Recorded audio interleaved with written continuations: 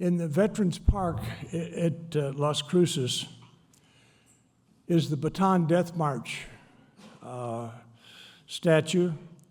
It's about 2 times human size, but if you'll notice, it's got some footprints leading away from it.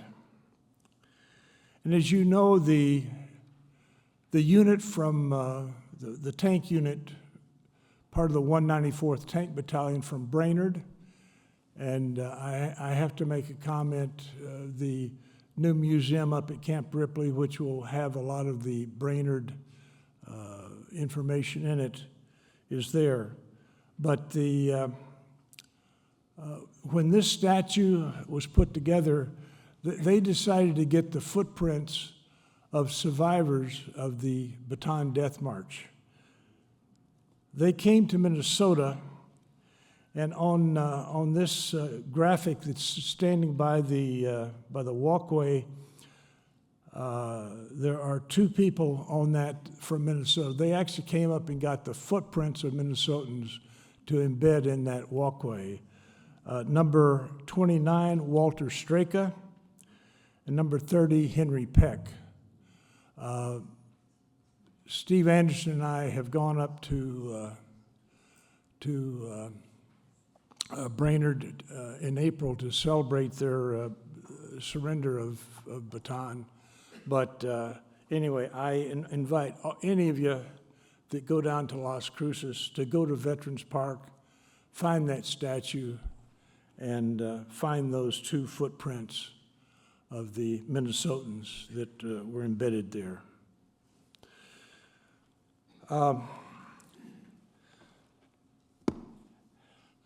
This is an important program. I have actually been to this Trinity site. How many people in the audience have been there? I know of at least one more that have been there. It's it's in the middle of nowhere, but it is such a. I've been to Moscow twice. I've been a lot of places, but the topic of this evening, walking to this site of this testing of the first atomic bomb, is made a huge impression on me, and the impact that it had on the ending of World War II, the ending of or the start of a different era of diplomacy that, if you recall, even in today, the threat of Putin, threat of using nuclear weapons. And I think this is a very, very important program. Brooks Berg is going to moderate the program. Brooks, I'm turning it over to you, sir.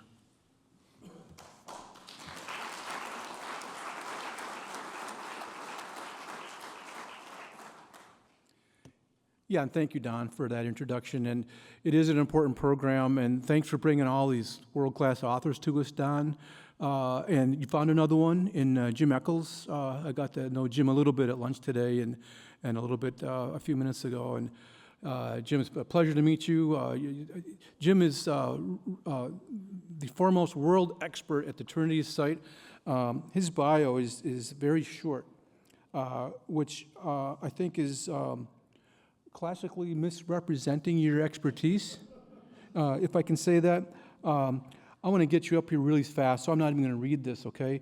Jim has been down there at the Trinity site as the lead expert since 1977. So doing the nuclear math, it's about 48 years, plus or minus some seconds. Is that close enough? And so he is the expert. He's just told me that he has spent more time on site than any other person on the planet. So that's what kind of expertise Don has found tonight. I can't wait. I'll get off the stage here. Mr. Jim ECKLES. Have fun. Have fun. Thank you. Yep. Thanks. Good to see all you folks here tonight. First of all, though, I want to thank Don Patton and the Roundtable and the museum here and everybody that's played a role in hosting me the past few days. It's been very enjoyable and informative, and as a thanks for them and your support, I'm going to continue the New Mexico weather here for the next couple of days. So enjoy it while you can, please. I'm going to talk mostly about Trinity site. That's what I know, but I'll bring in some things about the Manhattan Project and some of the people in it. But Trinity site kind of gets just mentioned. And if you get one of the big books, Rhodes' book on Manhattan Project, Trinity site is just a couple of pages out of that huge tome. So I learned working at White Sands Missile Range and doing Trinity site. I've learned a lot from meeting people and stuff, and I'm trying to emphasize what happened there, trying to remember some of the people that made it happen. I mean, Groves and Oppenheimer didn't make it happen. It's all the other people, as in any endeavor, that made it work. And some of those people need to be mentioned. So this is the only color photo of the Trinity explosion, and it was not taken with one of the official cameras. It was taken by Jack Abey at base camp about 10 miles southwest of Ground Zero, and we'll go into the history of that a little bit. And I point this out, look at that picture.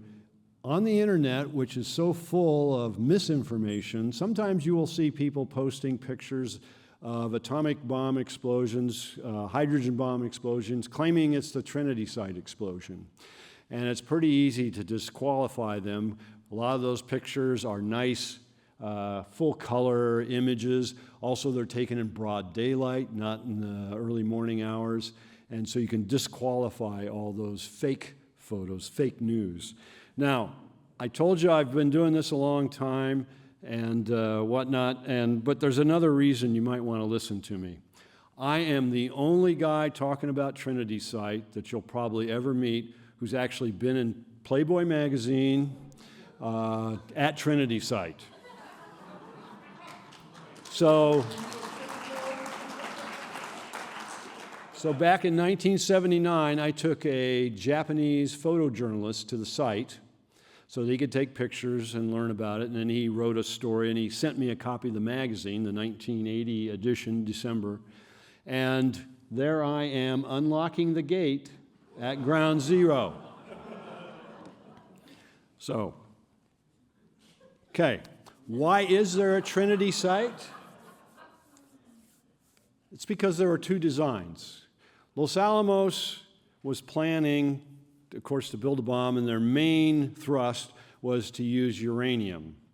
And uranium is a very common element. It's about as common as tin. We just hadn't dug it up much yet in 1944, 45.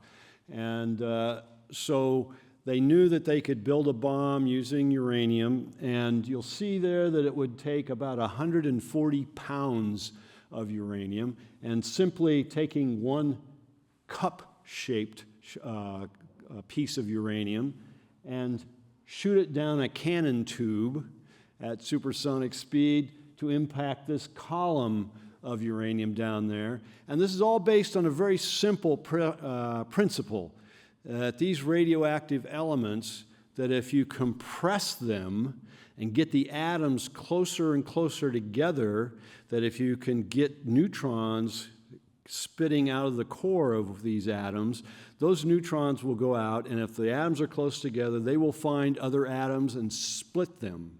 And for every atom you split, you get two neutrons coming out. So you start with one, you got one neutron, you split an atom, you got two. Then you split two atoms, you got four, and you double, double, double. And this all happens within millionths of a second. And you've got a chain reaction, and it releases all this energy. So in this design, getting the atoms closer together means smashing these two pieces of uranium together at high speed. In building the reactors, there was a reactor built at Oak Ridge, research reactor. They discovered that they made plutonium as a byproduct of running a reactor.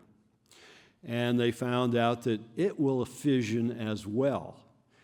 And so, but they did the math, Hans Bethe and some of the other scientists, and they found out that this design doesn't work, that the plutonium is a little more reactive, and if you shoot them together, that they start to react, start to fission before they get together to produce a nice big bang.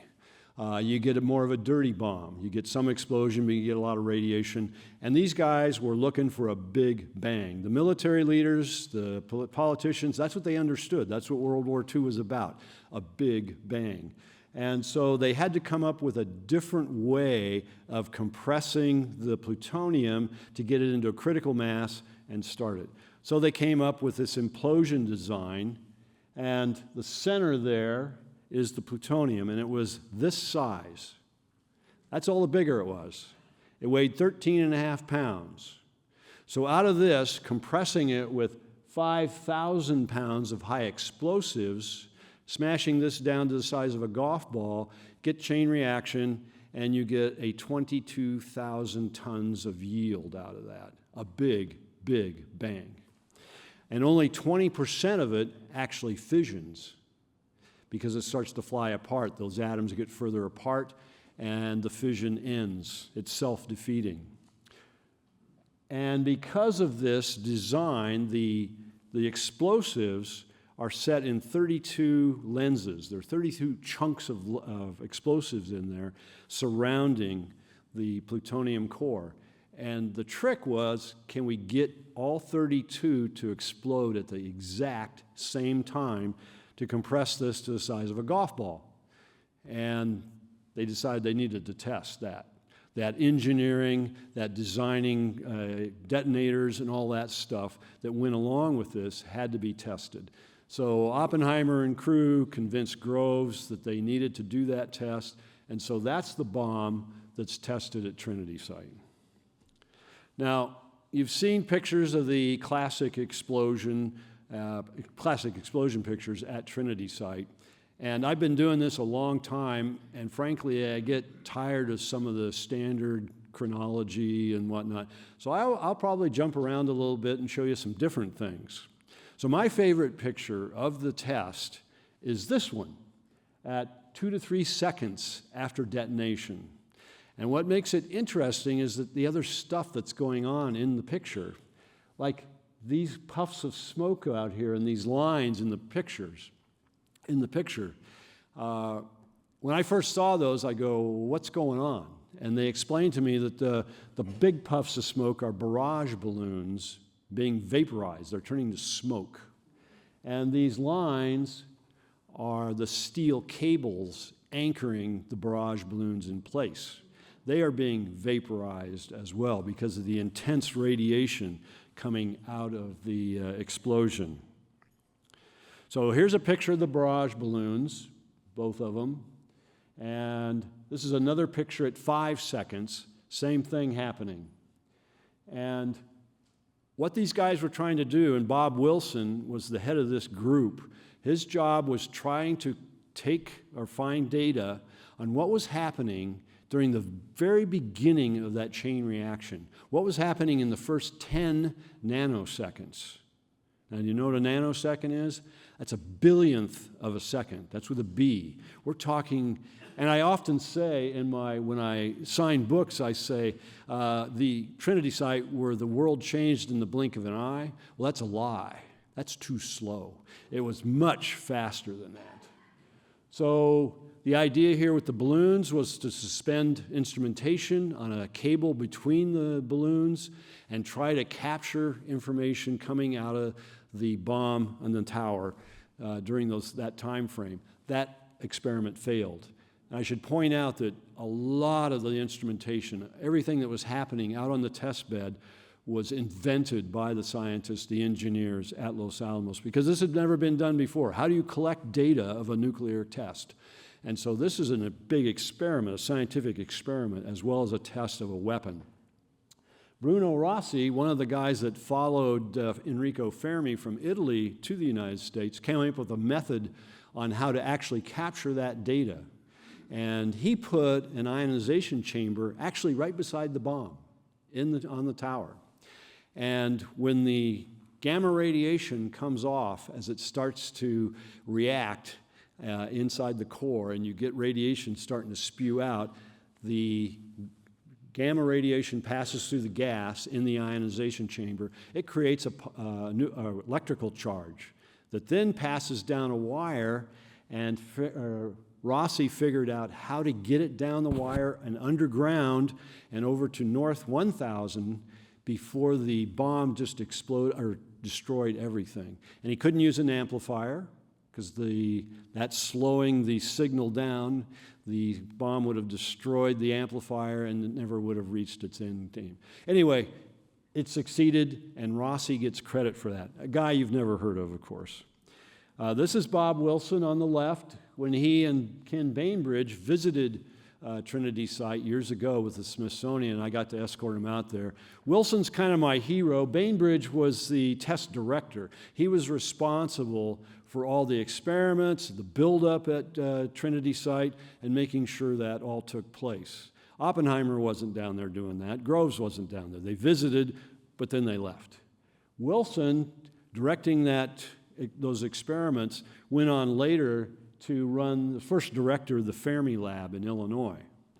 And he's my hero because as director of the Fermi Lab, he was in a congressional hearing, a budget meeting, and he was looking for more money for the lab, and the congressmen and senators kept drilling him, well, what's this going to do for the defense of the country? And the Fermi Lab was an accelerator, a particle accelerator, pure scientific stuff. And Wilson said, well, it's not going to do anything for defense. It's science experiments and stuff. It's going to further our knowledge of atomic structure and how they're put together and stuff. Well, the senators and congressmen were sympathetic. They wanted to get him the money, but they needed justification for it. They were looking for him to tie it to defense, in which case they just opened the spigots up and the money would flow.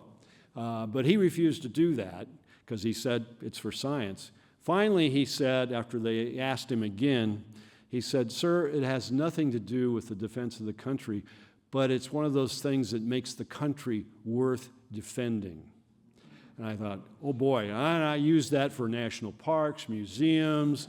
When I start talking about that's what makes this country worth defending. So I will talk a little bit about Oppenheimer. And the one reason I show this slide mostly is that, doesn't that look like Bob Dylan? Isn't that Bob Dylan back in 1930s? So this is Oppenheimer when he's out at the University of California and with his friend, Ernest Lawrence. And I just heard a documentary the other day, or watched it, and they commented that Oppenheimer going out to California moved physics to the West Coast. Au contraire, Ernest Lawrence was already at the University of California and built an accelerator and whatnot, wins the Nobel Prize in 1939 in physics. Ernest Lawrence built physics on the West Coast. Oppenheimer was attracted to Ernest Lawrence, and that's why he went there. Be that as it may. Okay, and I show this slide to show you the rise of Robert Oppenheimer, because he was just a university professor. Lawrence recommended him to do some of the research into nuclear physics and the atomic bomb and stuff. And so at the top you see the plutonium's discovered in 41.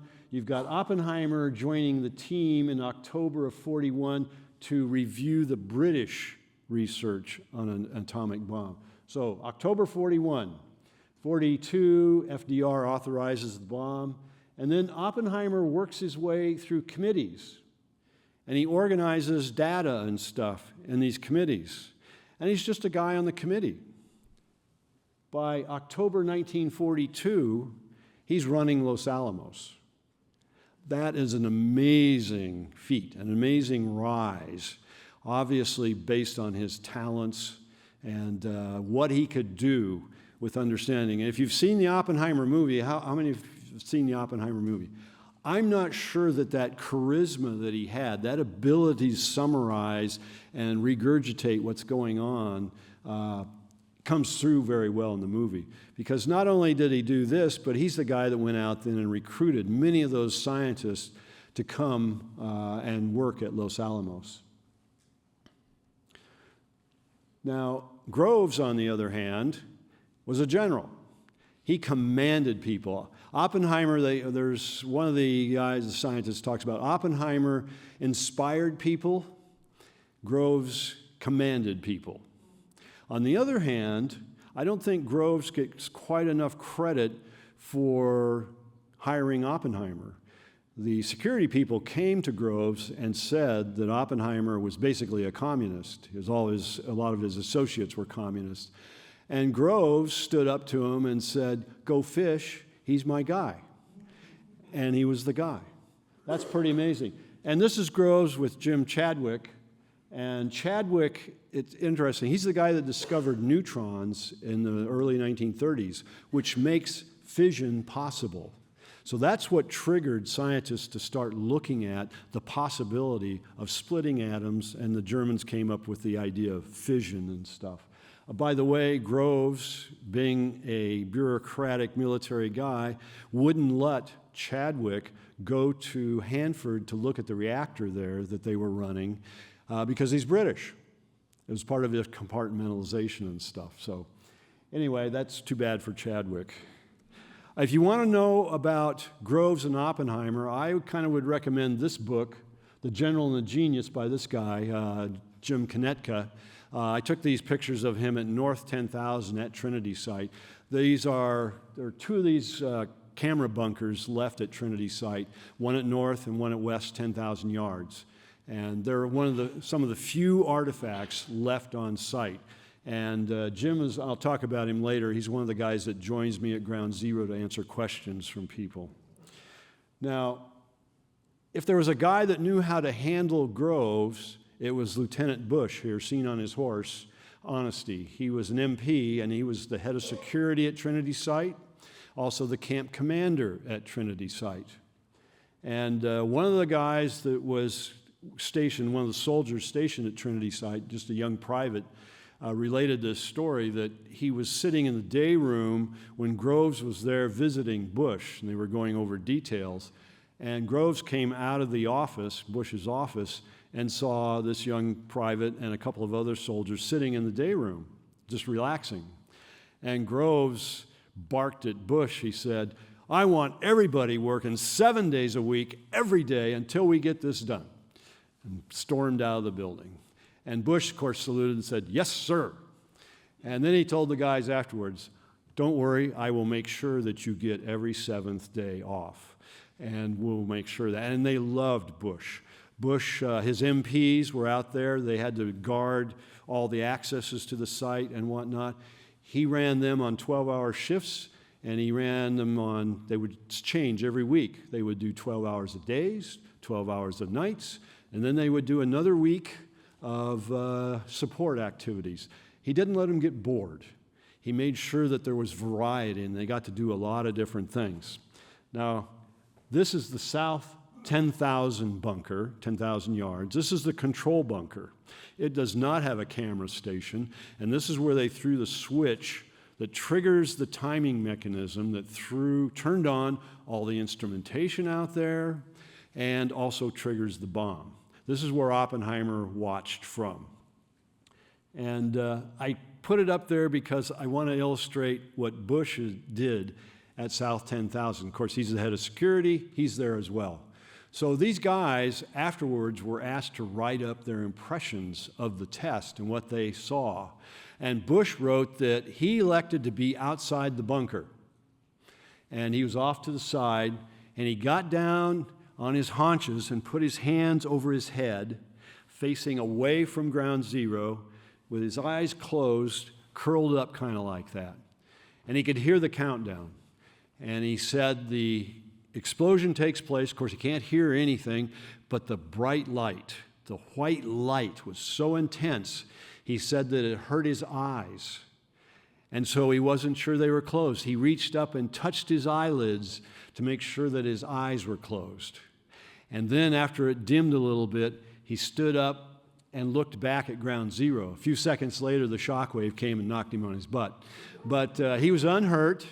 And Kistakowski, the guy that was head of the explosives at Los Alamos, he was also outside on the side of the bunker. It blew him off as well, but he was okay as well. So Bush, in this effort to keep his men happy and keep them occupied, he got polo equipment because the MPs were a mounted unit at Los Alamos. They took their horses down to Trinity site. Of course, they couldn't use them out in the desert. I mean, the MPs had to go travel 15, 20 miles away to set up roadblocks and guard stations and stuff. You couldn't ride a horse to do that. So they used the horses for recreation. So Bush got them polo equipment. He got the helmets, the mallets, the wooden balls, the whole 9 yards. It all came in.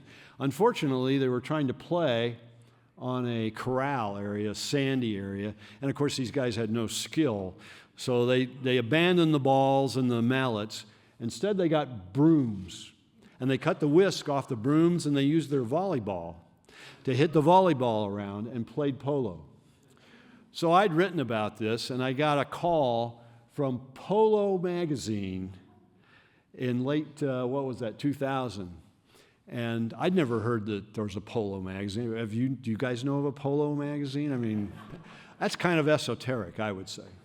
So they asked about it, and I said, yes, and I sent them pictures, and they wrote up a nice one-page article, sent me the magazine. The only problem was the first sentence of the story says, about 40 miles outside of San Antonio, Texas, blah, blah, blah, blah, blah. I go, oh my gosh. So over the years, I got to talk to other people and communicate with them. One of them was Carl Rudder. And Carl illustrates the necessity to get specialties into the Manhattan Project.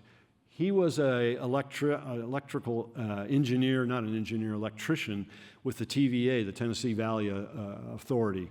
And he got drafted, and he thought he was going to just go back to the TVA as an essential employee there, since they needed to keep the electricity flowing. And instead, they sent him to boot camp for about a week. They shipped him out of there, and he ended up a few days later at Trinity site.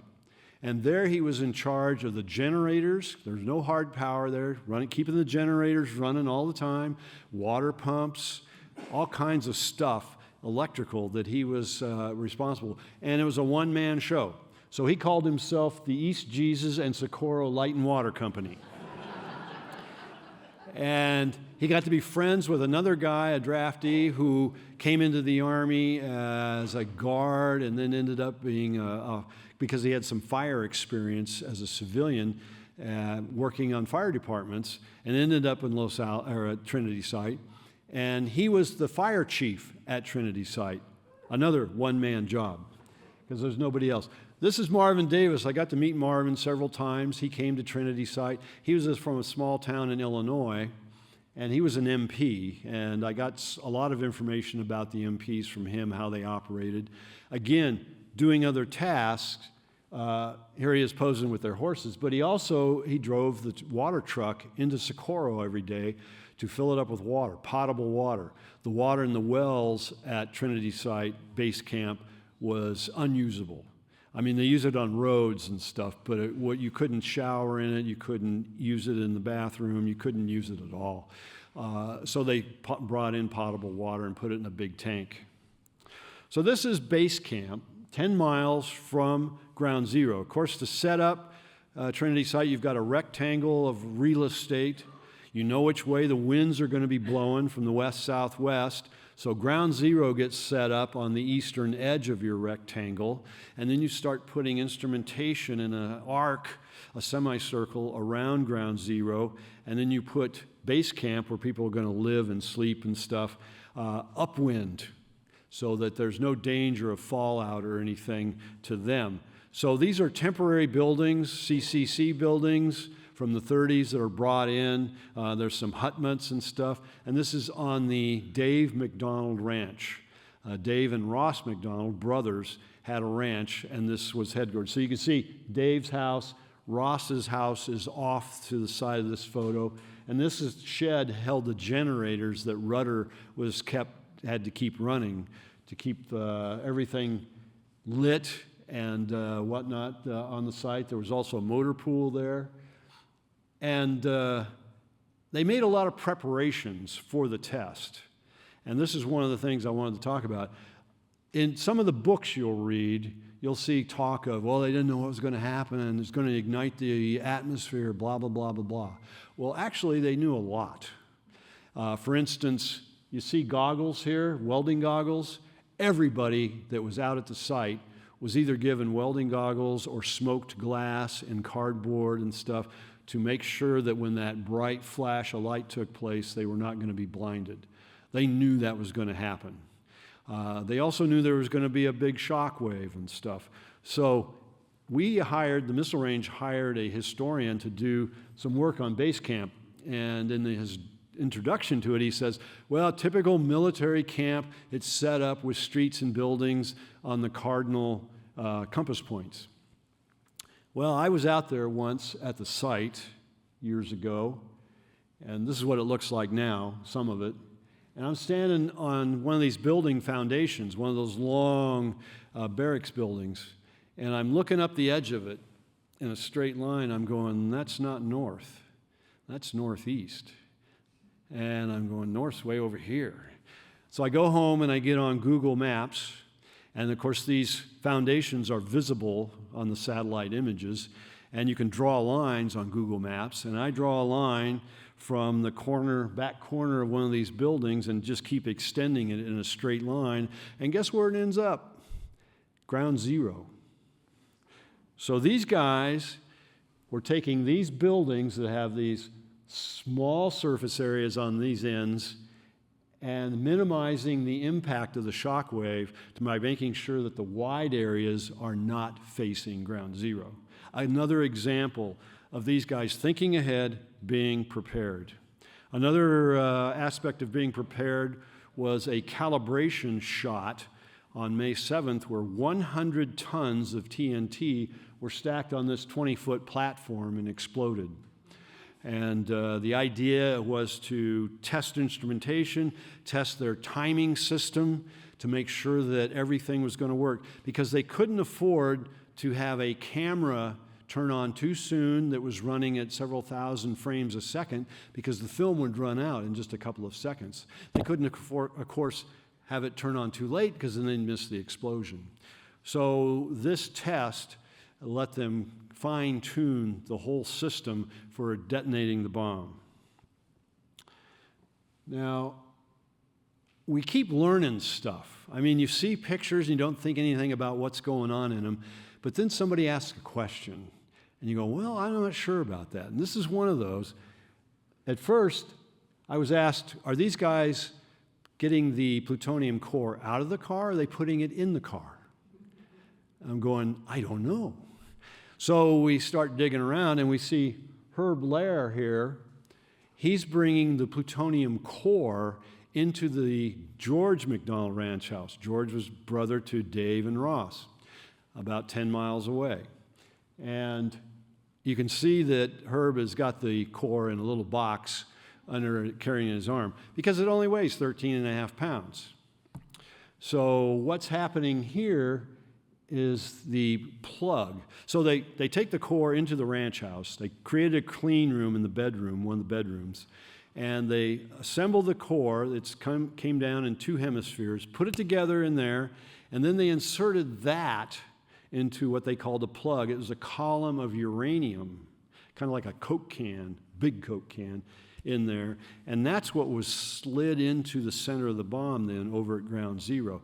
So the plug, when you do the math using uranium and plutonium, that thing probably weighed at least 100 pounds. And that's why 2 guys are handling it, so they're loading it into the truck or the car to take down to ground zero. And this is the house where that took place. This is the George McDonald house, what we called it. When we started doing work in the 80s on restoring the house, we got a letter from Frances Schmidt, the woman as a young girl here, and this is when she visited Trinity site when she was in her 90s. She had her daughter write us letters telling us about the house that her father built that house in 1913. And that it's 4 bedrooms. The McDonald's added the stone structure here. Every room has an exit door because their first house burned down. And Franz Schmidt, the guy who built it, wanted to make sure that there was an exit on every room. So Francis told us about things, how they collected water off the roof and ran it around to a cistern on the other side that gave them good drinking water, household water, because again, the water coming out of the wells was awful. So here's that classic picture. This is what I used on the cover of my book. It's at 15 seconds or so into the explosion.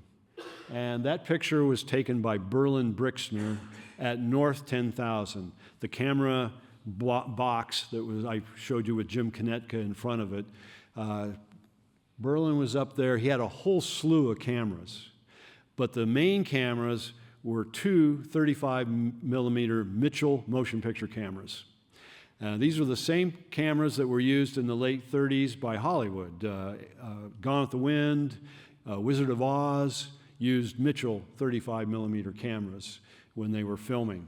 So these were used at Trinity site as well. There were also two at West 10,000 at the other camera bunker. And the 75-millimeter lens, the one with the regular lens, not the telephoto lens, was the one that Brixner had in a machine gun mount on the top of that box. And he was then tracking the fireball as it developed and rose. And this is a picture taken from that string of film out of that camera. Brixner, now the bomb was supposed to go off at 4 a.m., but there were delays because of rain in the area. And Brixner said that he sat up there waiting and waiting, wondering when it was going to go or not go. And because he couldn't hear the loudspeaker, he couldn't hear the announcements. And he said that at some point his camera turned on. He could hear the motor fire up and stuff. And he knew that he had a few seconds then to get ready, and the explosion was going to take place. And that was part of that triggering system from South 10,000. The wiring extended all the way to North 10,000 and turned on his camera for him at the right time so that he could film it. So this is me interviewing Berlin on one of his visits to Trinity site. Now, Jack Abey here, got to interview him as well. This is his color photo that I have on the front slide. Jack was interesting because he complained to me that the people in Los Alamos screwed up his picture, that they flipped it. So Jack is at base camp southwest of Trinity site. And he was authorized to run a 35-millimeter camera with just a short string of film in it and take pictures. So he went outside of the base camp main area where the lights were dim, and he put a chair there, and he sat down on it with the back in front of him so he could rest his arms on the back of the chair, and he shut the diaphragm down or opened it all the way up because he thought, well, it's so far away I won't be able to see anything. And then the bright light flashes, and he shuts it down and takes a few snaps. And this is the only one that really came out. The other color film that was being shot at the site by the government, none of that came out. It was all spoiled by radiation and whatnot. So this is the only color image. What he's talking about is that he knew it was flipped because you can see a little rooster tail out here to the right. Maybe not so good there, but on Brixner's picture, you can see it very well. So Brixner's at North 10,000 looking south. So that rooster tail is headed out west to the right? So Jack Abey is looking from south to north, so the rooster tail should be going to the left. At some point, Los Alamos, one of the labs or somebody was doing the picture, and they said, you know, this color photo should probably look like these black and white photos. So they flipped the negative, not knowing which side was which, and for years, the color image was flipped. And of course, nobody knew it. It's no big deal. But it's the kind of thing that us people that do this dig and dig and dig get upset about and want to see rectified. So this is West 10,000. You can see there's a photo bunker there, and this is 1952. This photo was taken by Robert Alley. He was one of our broomstick scientists at White Sands, and he got to go uprange, and he visited Trinity site. There's some pictures he took also of Ground Zero with the Trinitite on it. But you can see the personnel bunker, just like at South 10,000. There was another one of these at North 10,000 for personnel. This bunker here was for a generator to power stuff within the bunker. And you can see that the generator cap, the concrete cap, has fallen in. That's going to be the excuse that the military uses in the 1960s at White Sands to destroy all these bunkers that are bermed with dirt and stuff. It was a safety hazard. People were going to go in there and something was going to fall in. So what they did was bulldoze the dirt away, and this is all wooden structure in here. We got film of it, them spraying diesel fuel on it and burning it. So all those things are gone, except for the concrete boxes. See, these have wooden ends on them. That wood was burned off as well when they did that. So the explosion takes place, and the shift is immediately to the Pacific. But at ground zero, I should say that there's complaints or stories coming out of Japan about the horrible deaths and the radiation and whatnot. And Groves reacts by saying, well, let's take the news media to Trinity site and show them that it's not that bad. And so on September 9th, 1945, he and Oppenheimer lead the news media. They take some buses, and they go to Trinity site. Trinity site's still pretty radioactive, and so they're only allowed to spend 30 minutes or so at ground zero before they have to leave. But the reason I show this picture, there's a famous photo of Groves and Oppenheimer standing beside one of the tower footings. The tower's been vaporized, it's disappeared, but the footings that were underground are still there. Is that William Lawrence is in the photo. William Lawrence was the New York Times reporter, the only reporter allowed into the Manhattan Project. And so he went along on this visit. He's a little bitty short guy. I didn't know that until I saw that picture. A week later, this guy in the striped shirt, George Cremines, got his own private visit to Trinity site. He was a radio news guy from Iowa. And he convinced somebody at Los Alamos and whatnot that he should get to go down there. And the Civil Air Patrol, the captain back behind here, flew him and his instrumentation guy down to New Mexico, and they visited Ground Zero. And that's Ken Bainbridge, the test director, being interviewed at Ground Zero by Cremines.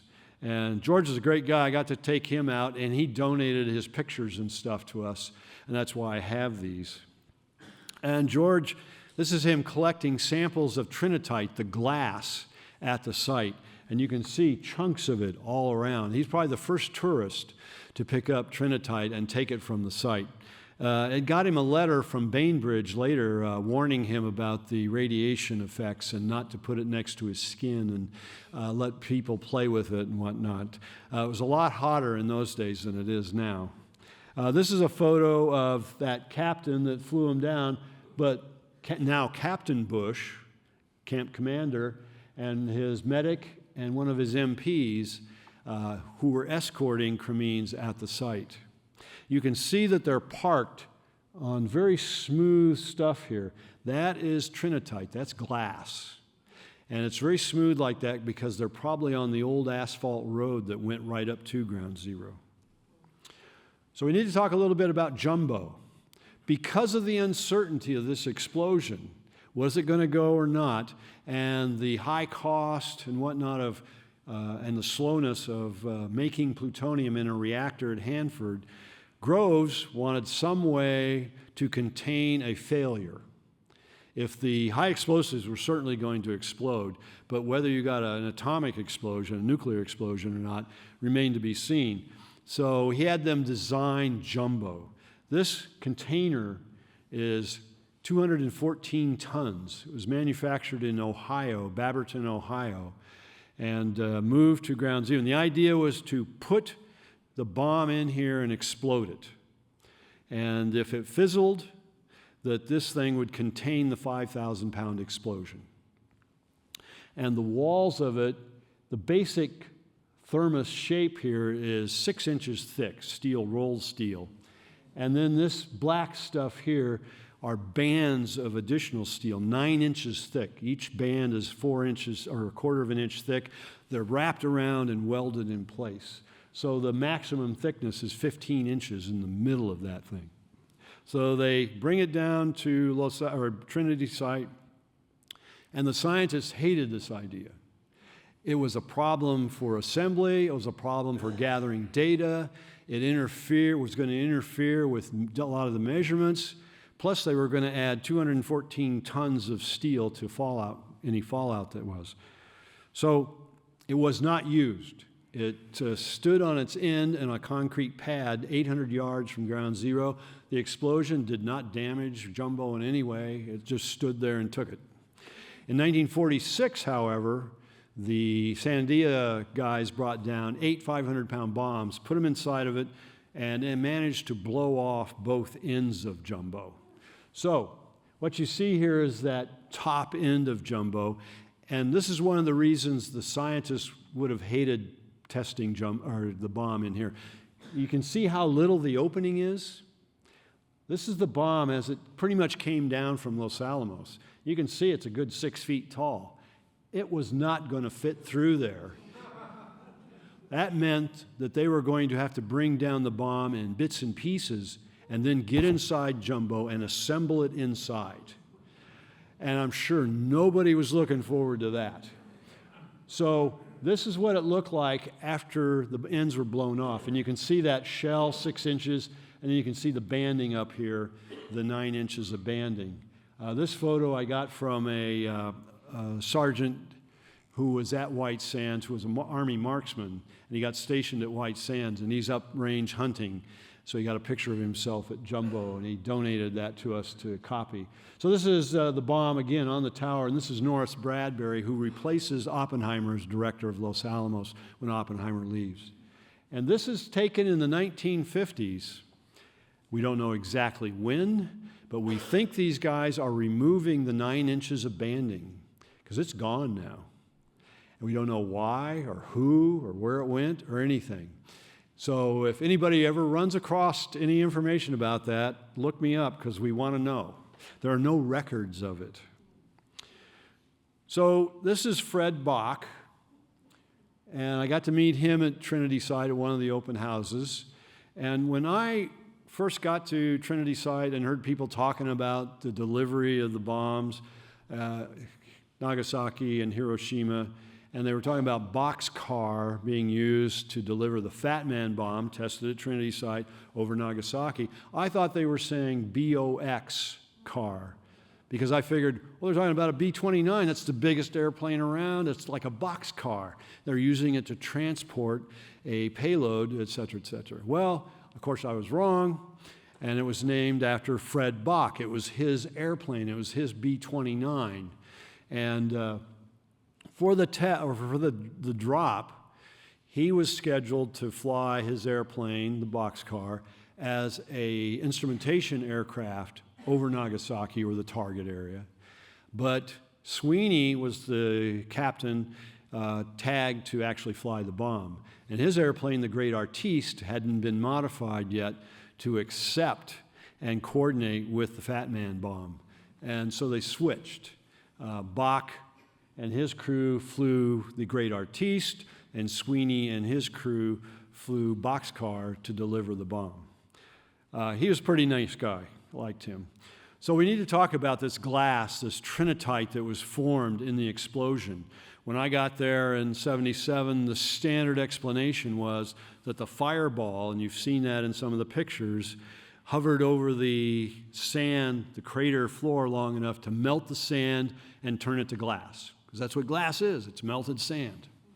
And it happens to be green because the sand around there has a lot of iron in it. The Romans used to make green bottles and stuff because they threw iron into the flux to make their glass. So that's a piece that I found years ago, and I thought it made a nice picture. It's that nice emerald green color. A lot of it's gray, and there are other colors and stuff. So we used to tell people that it was the creme brulee effect, basically. You know, you're heating it from the top, and you're getting it melted and stuff. Well, then I heard from these two guys. And Bill Strickfaden was a retired physicist from Los Alamos, and his friend Rob Hermes was a polymer chemist at Los Alamos. And Rob called me one day and said, "Hey, this is Dr. Hermes. We want to do some research on recalculating the yield of the explosion at Trinity site. Could you send us some sand from ground zero and some sand, obviously outside of ground zero. And because we can do the calculations in the lab. And oh, by the way, can you send some ant sand from ground zero? He was a sand collector, and he knew about ants and how they bring stuff up to the surface, small pebbles and things like that. So he sent material to them, and Bill's now died, but I've become friends with Rob. And he's a sand collector. He's a crazy scientist who does everything science. He has test groups. I was in their kitchen a couple of weeks ago, and he's got a test experiment going on with how lead oxidizes in the atmosphere. Just stuff I'm going, why are you doing this? But he does. So in the ant sand, no, by the way, he did not get to recalculate the yield. The security people said, no, you can't do that. But in the ant sand, he found this. And these are about 2 millimeters wide. These are tiny pebbles, tiny spheres and dumbbells, he calls them, of glass. And he started looking around, well, how does that happen if it's being heated from above? And he and Bill looked at records, and they started looking at where they found trinitite, the glass. And they said, well, they found it on top of fence posts. They found it on top of rocks. Again, how does heating it from above work? And then Bill, being the physicist, just did some off-the-cuff calculations, and he figured that the fireball wasn't there long enough to heat the sand and turn it into, in some places, glass almost an inch thick. So they started looking for a different mechanism, a different explanation on that, and they looked at the pictures of ground zero and realized that a lot of sand got sucked up into the fireball. Of course, the tower gets vaporized into the fireball.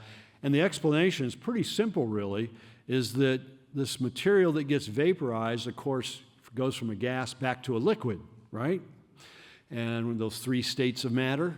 And in the fireball, you get a mist, a cloud of liquid rock and iron, and it's all mixing together and stuff, and it starts to fall down to the ground at ground zero. And in some cases, it's cool enough when it hits that it remains solid. And then, in other cases, it gets covered with liquid and it puddles and spreads. So there are places where there are yards of smooth, glass-like material, like in the photo with the car on the road. That's got glass covering it, and it's nice and smooth because the road's nice and smooth.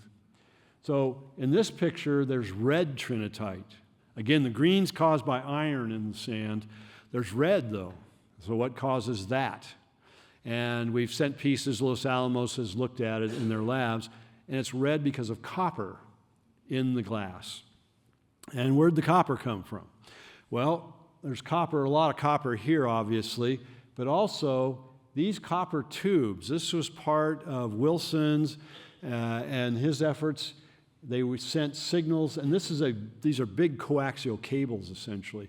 Copper pipes with conducting wires going down the center, and they go off the north side of the tower. And oh, by the way, the red trinitite is found on the north side of the tower out there, which is kind of handy. So here are some professional photos of trinitite, and this stuff is still out at the site. The area was bulldozed and graded in the 50s, but the trinitite was not picked up per se. A lot of it was, but they're still out there, and so as the winds blow and it rains and whatnot, there are little shards and pieces all over. So one of the problems we have in open houses is people picking it up and walking away with it.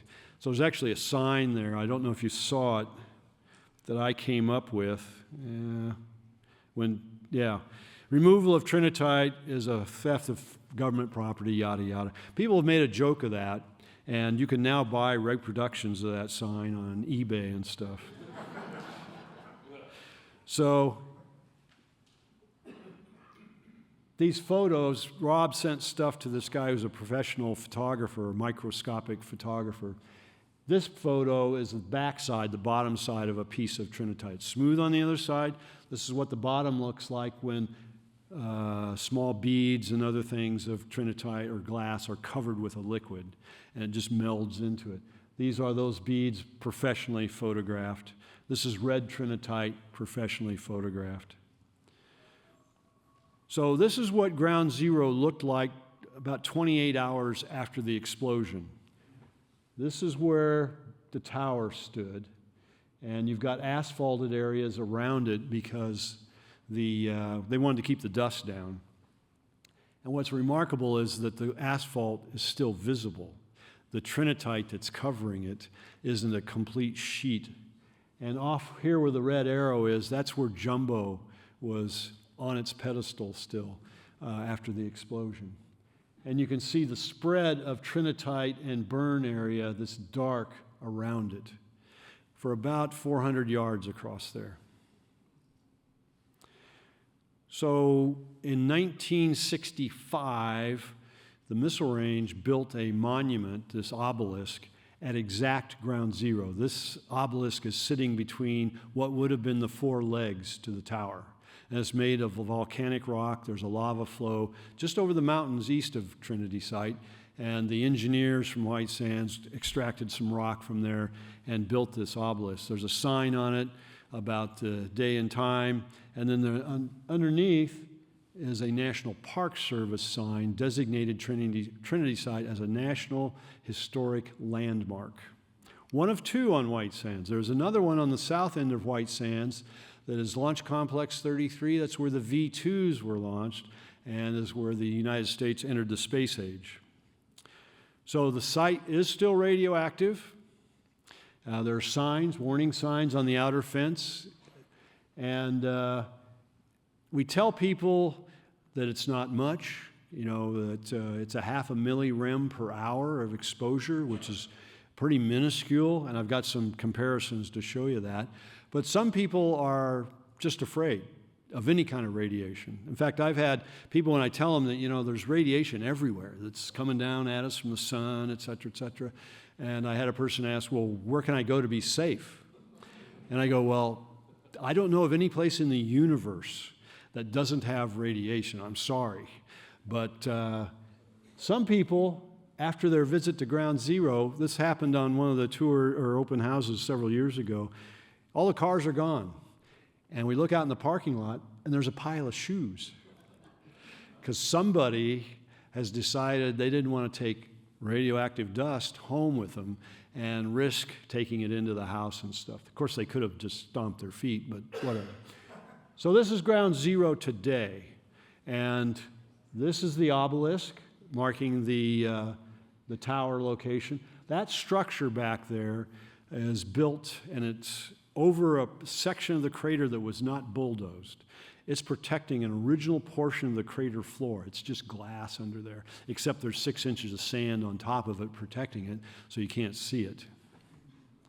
So in comparison to that half a millirem per hour, it's just convenient for us explaining this, that when you fly in a jet aircraft at 35,000 feet, Delta American, and you're going from here to New York for a couple of hours, you're getting more radiation than you'll get in a visit to Trinity Site, because that is about a half a millirem per hour as well. And you can see that as an American, you'll get 200 to 300 millirem an hour from the food you eat, being outdoors in the sun, getting an X-ray, all kinds of sources. Now, Trinity Site captures a lot of people's imagination. A lot of people have written about it, it's in lots and lots of books. So I'm not going to bore you with all those kinds of things. I will tell you, though, my favorite book involving Trinity Site is Tales of Tomorrow. And this book is great. So there's no east bunker at Trinity Site because that's downwind. That's where fallout's going to go. So obviously they're not going to put a bunker there. But this guy, in his book, speculates there really was a bunker there. And he tells the story that there was a team there of medical people, and a spacecraft crashes there before the test. And they go to look at it, and there's an alien humanoid kind of creature in it. And this humanoid creature dies as they're looking at it.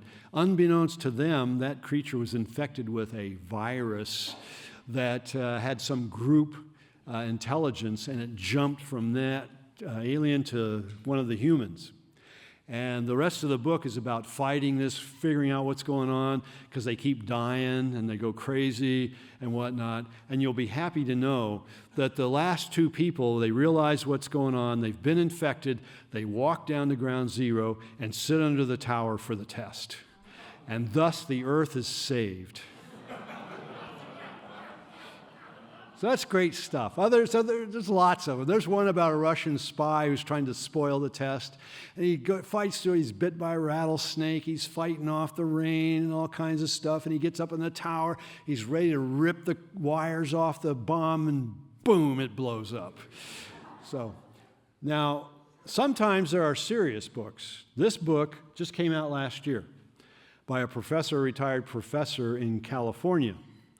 And it's got a lot of research. In fact, the last 20% of the book is footnotes and whatnot, citing all these sources and stuff. The only problem is that she didn't check it, and the publisher didn't do any fact-checking. And there's all kinds of mistakes in there. I mean, it's just riddled with them. They've got Trinity site in the Tularosa Basin, which is down south. They've got things going on that just didn't happen. But the kicker for me was, and I guess I should explain this before I show the next slide. White Sands Missile Range, 3,200 square miles, allowed the state of New Mexico back in the 1960s to release African oryx onto the missile range for hunting purposes. And now there are thousands of them out there. And there are hunts every year for them. They've spread. They're all the way down into Texas. They're up north. They're all over the place. And they're a big animal, 450 pounds on the hoof. Here's what one looks like. Beautiful animal. And they got no predators or anything like that. So because people keep running into them, they go out in the middle of the roads, they've got warning signs, just like a deer warning sign that you see probably up here. Out west, we've got elk warning crossing signs. So they've got oryx signs out here. So this author, this is what she wrote in her book. Tourists at the site during its once or twice a year opening sometimes joke about the radiation by lining up for photos in front of the big yellow sign warning of radiation. Such lightheartedness appears as well just outside the entrance to the site in a road sign, unlike anything else on the highways, depicting an oddly malformed animal of some sort, presumably misshapen by radioactivity. All she had to do was call. So please don't buy it. Well, I shouldn't say that. Buy this book if you want, but I cannot recommend it. So that's one of the things we try to do at Trinity site is debunk some of the stuff that's out there, the misinformation, because there's a lot of it. There's a story out there, I saw a postcard for sale on eBay years ago. There's a picture of White Sands National Park, the sand dunes, the white dunes. And the seller was claiming that the sand dunes were bleached white by the test at Trinity site. I mean, there's a lot of that going on. So there are other myths, though, about this stuff. This is rancher Dave McDonald. He was where base camp was, and I have heard docents on bus tours talking at the site, talking about how the land was once ranch land and that the government stole it from the ranchers, didn't pay them a dime.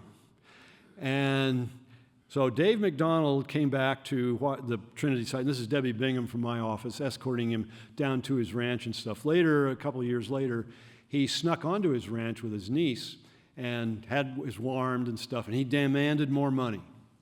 And so he had newspaper reporters with him, and eventually they leave in a couple of days.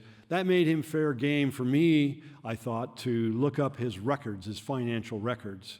Because at White Sands, we had a woman who was in charge of payments for leases and ownership and stuff. She was the most organized person I've ever seen. I mean, she had the signed checks, the endorsed checks from all these guys. She could show me that so-and-so endorsed the check in 1948 for a ranch payment and stuff like that. So I asked her about Dave McDonald. How much money did he get paid? Now, you got to understand, this is stretched over 40 years. It's lease payments for World War II, then lease payments from the missile range, and then there's improvement costs, and there's the final purchase of his 640 acres. That's how much land he owned. That allowed him to lease 20,000 acres from the federal government. So he had 1 square mile of land. And so the amount of money totals up to just about $450,000. Now, spread over 40 years and whatnot, you can argue whether that's fair or not, but you can't say that it was stolen because he was paid for it. And the courts have all upheld all the judgments that were rendered at that time. So here's another one about Trinity site. And I usually end with this, but I got another slide. I got a package from this guy, Mark Harp, I think is his name. And there apparently are a group of people that will tell you that the earth is hollow and that there are openings at the poles. And the governments all know this, they just don't tell us because we'll panic and won't be able to deal with it. Anyway, supposedly there are humanoids living in the center of the earth. They've got their own sun there, et cetera, et cetera. So supposedly, according to him, when Trinity site goes off, the earth shakes, the humanoids in the center of the earth go, what was that? So they decide to build a flying craft, and they then fly up in 1947 out the North Pole hole and head back south, orienting towards where Trinity site's located. And they crash, though, over by Roswell, right? So the aliens at Roswell weren't from outer space, they were from inner space. Okay, I said that Rob and Jim Konetka, they joined me. We sit at the south side of Ground Zero, and we've got free answers, again, because docents and whatnot on these paid tours provide a lot of misinformation. We encourage people to come over and ask us questions, and we sit there all day long and answer questions. The time flies by and we're exhausted at the end of it, but it is a fun period to answer those questions. And with that, I would like to answer your questions. Jim, tell them when it's open. Oh, okay. Trinity site is open now. It's gone through a lot of iterations. Now, currently, it's open 1 day a year, the 3rd Saturday in October. And there's only one way in. Used to be able to do a caravan from Alamogordo and come in the north. Can't do that caravan anymore. There's only one way in. That's the Stallion Gate, and that's open from 8 a.m. until 2 p.m. If you decide to go, look me up at Ground Zero. Okay, questions? Any questions? If I can see. I got a question. Shoot. 2 questions. No, wait for Chris to get the mic.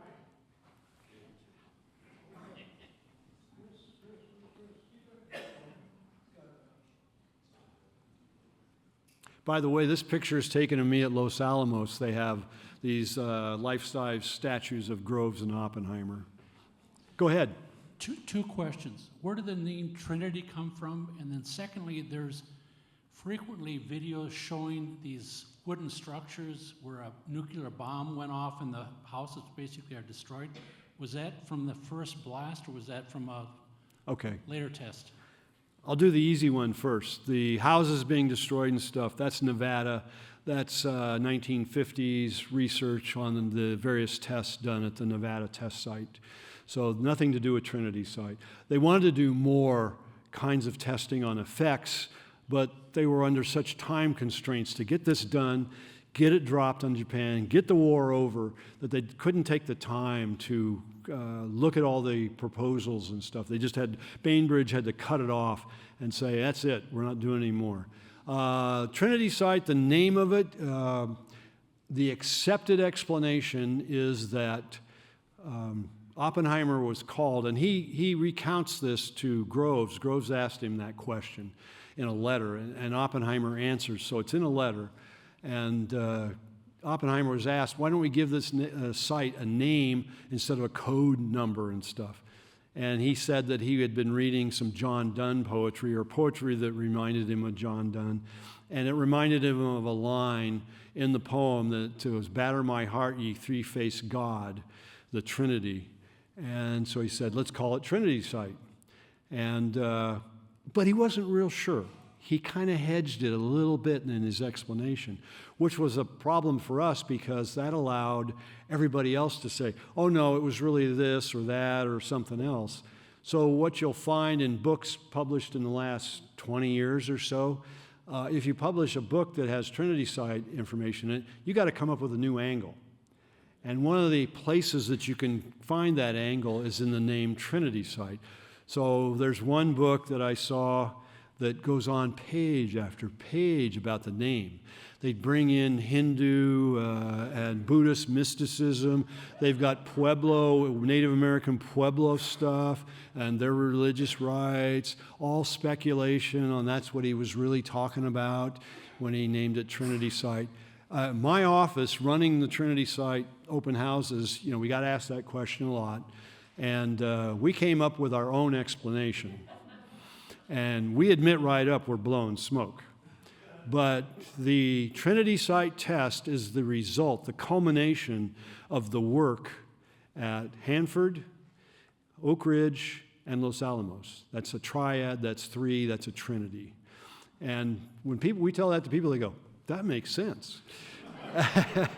Unfortunately, we have to tell them, sorry, I don't think that's the real explanation. Anything else? Over here. Okay, I'll stand up and do it. Trinity was in July 17th, right? July 16th. How long does it take to build a bomb? Was that being built concurrently and the Trinity verified or? Oh, you mean the Nagasaki bomb? Yes. Okay, the test. He's asking how long did it take to build a bomb, I guess after the Trinity test, and for the Nagasaki drop, the plutonium bomb. Stuff was already being built. Plutonium was already milled, the core was already made, and the components were already manufactured. So that material, once it was proven in the test at Trinity Site, was on planes heading for the Pacific, to Tinian, where it was then all assembled. I'm trying to remember if the housing, so the Fat Man bomb and the Little Boy bomb, they each weighed about 10,000 pounds. I mean, and the reason is that in the plutonium bomb, you've got 5,000 pounds of high explosives surrounding the core and whatnot, so that's half of that. But then you've got this big bulbous case on it, bomb casing. Well, that was quarter-inch thick steel or so, or thicker, and that was to make it bulletproof, so that if the B-29 flying to its target gets attacked by Japanese fighter aircraft, machine gun bullets penetrating the fuselage of the bomber will not penetrate the bomb itself or detonate the bomb inside. It's still functional and they can go on to the target. So anyway, that was all transitioning. They basically had one built, the pieces of it, to assemble in the Pacific at that point. And they didn't have to modify anything because it worked. There was another question over here. I'm curious, I'm sure I could find this somewhere on the internet, but why is the access to the site so limited to a few hours on a single day a year? Well, it costs money for the military to open it. There are a lot of people that work out there on a Saturday, so there's lots of overtime. It's a kind of a pain in the butt to do it because you got to ask people to work on a Saturday and they want their day off. I think those are the main reasons, and the money. I mean, it's the money in the bottom line. They quit doing twice a year because they couldn't come up with the funding to pay everybody overtime for those Saturdays to do it. There was no inertia to do more than twice a year. I proposed at one point that we could do it every couple of months if we put in some infrastructure to control vehicles coming in the gate and driving down there, and we wouldn't need a lot of support and stuff, and people could kind of come and go. But nobody wanted to go there. Nobody wanted the hassle. Nobody wanted the burden of doing that. Because White Sands Missile Range, most people just view Trinity Site as a burden, something they have to do in excess of their normal mission at White Sands. There are enthusiasts occasionally. One of our commanders, General Fulweiler, was a great enthusiast. He's the one that got the money to rebuild the McDonald Ranch House, restore it, and that kind of thing. And I think most of the workforce is too, but convincing management of that, maybe not so much.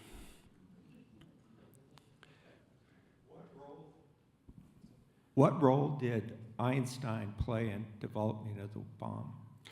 I would say Einstein had almost no role in developing the bomb, except for getting the authority of the word to the president. You know, I'm trying to remember the name of the scientist. He was one of the immigrants or refugees.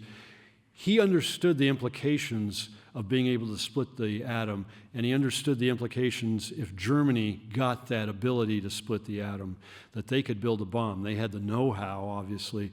Whether or not they had the industrial ability at that point to do it, maybe not. So he convinced Einstein to carry a letter and sign a letter and get it to the president that he wrote. And Einstein did that. Later on, Einstein regretted doing it because he's basically a pacifist. And he did not necessarily agree with that. So he was not an active participant in it. In the movie, you'll see Oppenheimer coming up and talking to Einstein, etc. I'm not sure that ever happened. I think that's a movie ploy to, again, give some credibility that here's the world's most famous scientist involved in this. But he was just on the margins. Yeah, you knew where you were, more or less, as time passed. Was there ever a discovery of how far the Germans had come? Were they months away, days away? I can talk a little bit about that. And were there other countries working? When did Russia start? That whole outside world, when did they become radioactive? Right. Our emphasis was, of course, the Germans, because obviously they have the capability or the knowledge to be able to do this.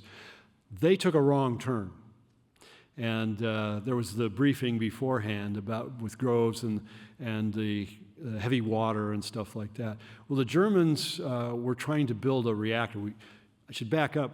Enrico Fermi at the University of Chicago built the first nuclear reactor and underneath the football stadium, Stagg Field. There's a monument there. The football field's gone, but there's a plaza and a monument there. If you're in Chicago, look it up. There's a sculpture there by Charles Moore about the atomic age. Anyway, Fermi builds that, and he's the one that really starts the nuclear age. We like to say that the atomic age, nuclear age, started with the atomic bomb blast at Trinity Site, but that's because it's so dramatic. Actually, it starts when Fermi and his guys build that nuclear reactor and run it for a short period of time under this, proving that a chain reaction can be done and can be controlled. Now, the thing that they used to control it was carbide, or cadmium. There was cadmium. Several elements were used to control the chain reaction so it didn't speed up and get out of control like in an explosion. So the Germans were doing that, trying to build a reactor, and they were using heavy water as the absorber of neutrons, the buffer in their reactor, so that the pit that they had things hanging down with these little cubes of uranium stretched across it, and they immersed them in the heavy water. And the idea was to put enough of them in there that you got a dense enough collection of uranium cubes that you'd start a chain reaction, and the heavy water would modify that or moderate it. Well, they never got there. There's one of those cubes on display in Albuquerque at the National Nuclear Museum. It's pretty cool. It's a little cube that's kind of rotted away and whatnot. They're scattered around the planet now in museums and stuff. So there are stories that the Japanese developed a nuclear weapon, and they did it in the caves on the coast of Korea. And because somebody saw a bright flash of light there one night. And when you see what we had to do to get some material to make a bomb and stuff, the industrial might that takes, the idea that the Japanese were doing this in a cave in Korea, it's ridiculous. It ain't happening. So the Russians were involved in this too, because the Russians had several spies at Los Alamos, feeding them information. Klaus Fuchs, for instance, a physicist, a world-class physicist. He was sending drawings and stuff through couriers. And so Joseph Stalin, of course, when Truman tells him that, oh, we've exploded this bomb, this new weapon and stuff, Stalin knew that it was coming because his spies told him that. And that's what enabled the Soviets then to quickly catch up with us. And their first bomb, is basically identical to the bomb tested at Trinity site. For years and years, we have assumed that Israel has a bomb. And we know France has a bomb, and we know Britain has a bomb, and South Africa was rumored to have a bomb. How does one keep track of all that stuff? I mean, Iran keeps claiming we're months away, we're days away, and how do you possibly really know what's going on out there? What are your sources that you depend on? Oh, well, I don't have those kinds of sources, sorry. They don't tell me anything in Las Cruces, I can tell you that. But I can tell you in Iran, Iran's trying to separate the U-235, which makes up less than 1% of uranium, from the 238 and throw the 238 away. They need the 235 to build a fission bomb. And they have elected to use centrifuges. And you know what a centrifuge is? You spin something around and the heavy material goes to the bottom, lighter and lighter and lighter. So that works if you can liquefy the uranium and dissolve it in something, I guess, and spin it in centrifuges. And then the task is you go in, you take each tube that you've done, you scrape off the stuff on top, the lighter material, the 235, and you mix it all together, and you do it again, and you do it again, and it goes from less than 1% to 2% to 2.5% to 3%, and you slowly build more concentration of uranium-235. So it's a long, agonizing process, but they're doing it that way, to physically separate the two versions of uranium. And when they accomplish that, I don't know. When they bombed it recently and attacked it, we heard that they had stored some, they call that, uranium, enriched uranium. It's higher concentration, that some of it stored may not have been destroyed. I don't know. We're going to have to entrust our intelligence people. Are we still making bombs? Oh, yeah. Oh, yeah. We're making bombs, and Alvarello. they, in fact, nuclear weapons have a shelf life.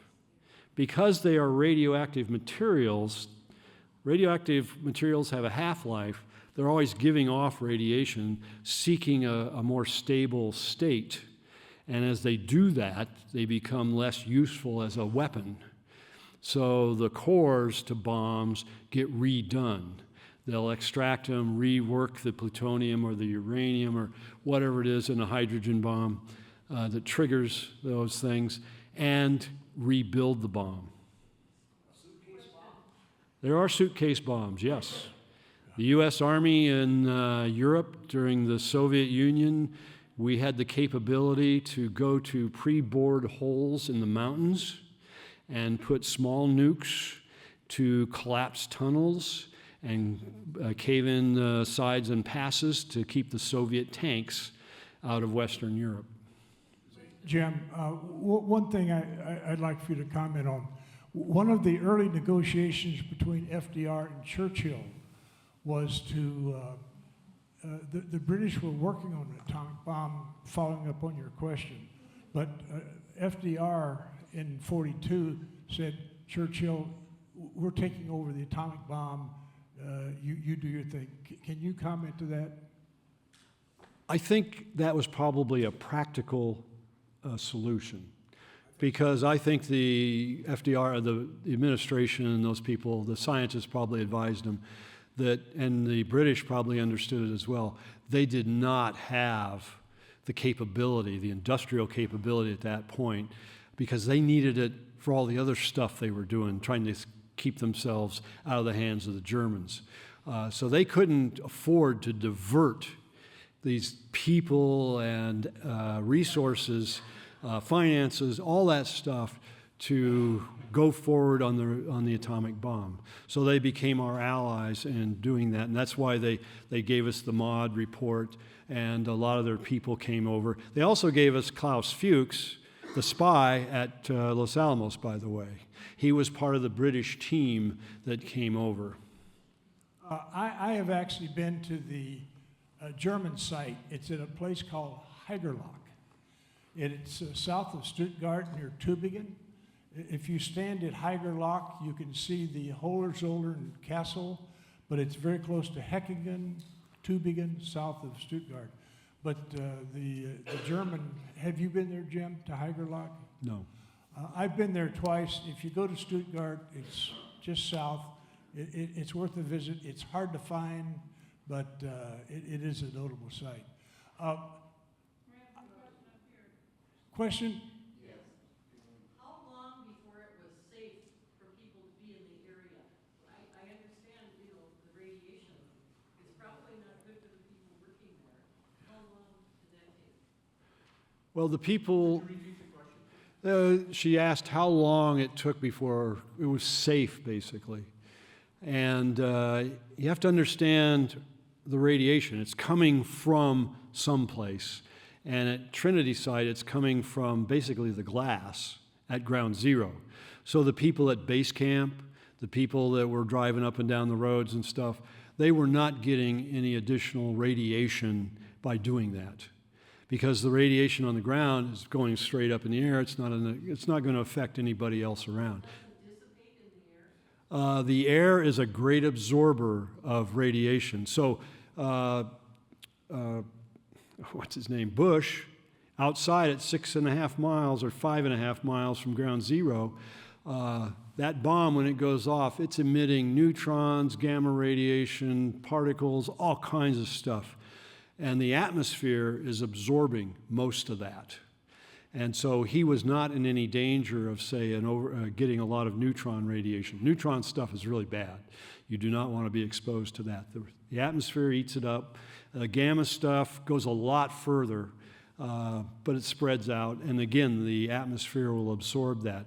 So the site is still radioactive. And I guess I should explain it that the site, the radiation levels are very high during the first minutes, first hours, and if you plot it on a time frame with intensity up here and time across here, that at detonation, the radiation levels are here sky high, but within minutes and hours, it starts to go like this, dropping and dropping and dropping, and starts to level out a little bit. So within a few days or a few weeks, probably a few weeks, you can actually walk out there for a limited amount of time and get a small dose of radiation. And then it starts to level out. And it's been this kind of level state for decades now, and it will be for decades more. Are they keeping track of the number of people who have cancer because of these kind of things? I read a book about a Japanese doctor who wrote about people who were getting cancer after all those explosions in Japan. And I just wondered. Yeah, well, a lot of people were directly affected in Japan, got big doses of radiation. I'll explain that there are 3 ways that a nuclear weapon can kill you. One is the radiation right at the explosion. That's called prompt radiation. And so the people in Hiroshima and Nagasaki, the bomb going off at 2,000 feet, those people immediately under it got prompt radiation. They would have been dead very, very quickly. After that, you've got the shock wave, just typical explosive shock wave. The third possibility is the fallout. And the fallout can be very radioactive and can cause problems and stuff, but it's the long-term one. It spreads because it's dust particles, it's smoke. It blows down wind and wind plumes and stuff. So in Japan, of course, the Japanese have been keeping track of that. They know where people were and stuff like that so that they know what's going on. No. So this is a downwinder question. So there are people in New Mexico that are claiming to be downwinders, and in fact, there are some downwinders. The wind that day blew the fallout cloud to the northeast, and Oppenheimer and Groves had teams out on the ground with instruments measuring radiation as that dust particles fell out of the sky, and they measured its intensity in all these different areas. And you can see a map of that plume, basically, online, and it just kind of spreads as it goes to the north and northeast. Now, those people that were living on ranches underneath that plume certainly got exposure. But Groves, in his insistence on being secret about everything, he didn't want people going in there and doing a lot of follow-up measurements and stuff. So the government screwed up here. The government could have gone into those ranches where they had high levels of initial radiation and done nasal swabs, asked people where they were. If they were indoors, it wouldn't be any big deal. Were they outside, et cetera, doing chores or whatever? And they could have gotten some kind of indication of exposure. Instead, now they're trying to reproduce it or recreate it 75 years later. And that's almost impossible. It's really hard to do. So it's an issue that's ongoing, and it's complicated. And at the time, also, you got to figure in the times, radiation levels, the doses tolerated were much higher than they are now. And so a lot of these places where they were measuring it, that first day on Monday, the levels were pretty high, but by the next day, they were almost within tolerances for that time. And so they didn't feel the need to evacuate anybody and whatnot. So but it's gotten out of hand now. One of our senators in New Mexico was quoted this last year as saying that 500,000 New Mexicans were adversely affected by the explosion. Well, you look up the population of New Mexico in 1945, that was the whole population. That was everybody in New Mexico. And the people upwind magically got affected. We don't know how, but they magically did. And it's gotten further away. People in El Paso, Texas are now demanding compensation from the government for their exposures because of the Trinity test. Another basically impossible black magic kind of happenstance. So there is no simple answer here. It's complicated, and I'd hate to be the guys in government bureaucracy trying to figure this out and figure out where they're going to go next. I wouldn't want that job. Anything else? You said that the Fat Man bomb was about 10,000 pounds in weight. Yep. What would the diameter be? I'm sorry, what was the last part? What would the diameter be? Oh, the diameter. The bomb itself, the mechanism, we saw it on top of the tower. That's the heart of the bomb. Probably about 5 feet from its widest point. And then there's an extension area on the backside that was probably another 4 or 5 feet. The bomb casing was a big bulbous thing, and I don't know the size of that, but it obviously contained all of that mechanism that had to fit in there. All right. Done? All right. Thank you, sir. Thank you for another great program.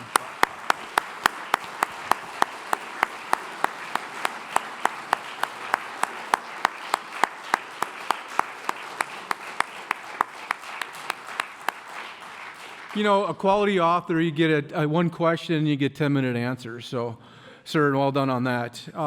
Thanks for coming. Again, subject matter expert extraordinaire. Thanks for your life's work and sharing that with us here tonight. Thank you. Yeah.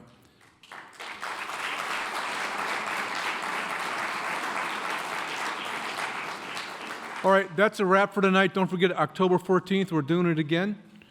So I plan on being here and bring your friends. Don't forget, at 6 o'clock, 5:45, 6 p.m., we offer a strategic overview on a contextual setup for the author's book. We have researchers that do 40 hours of work that we relay the information in about 20 to 30 minutes. So it's worthwhile if you have the time. Bring your kids if they're interested. The kids that we are interacting with love this stuff. All right, see you soon. 2 weeks. Support for this program provided by viewers like you. Thank you. Additional support provided through the Catherine B. Anderson Fund of the St. Paul Foundation.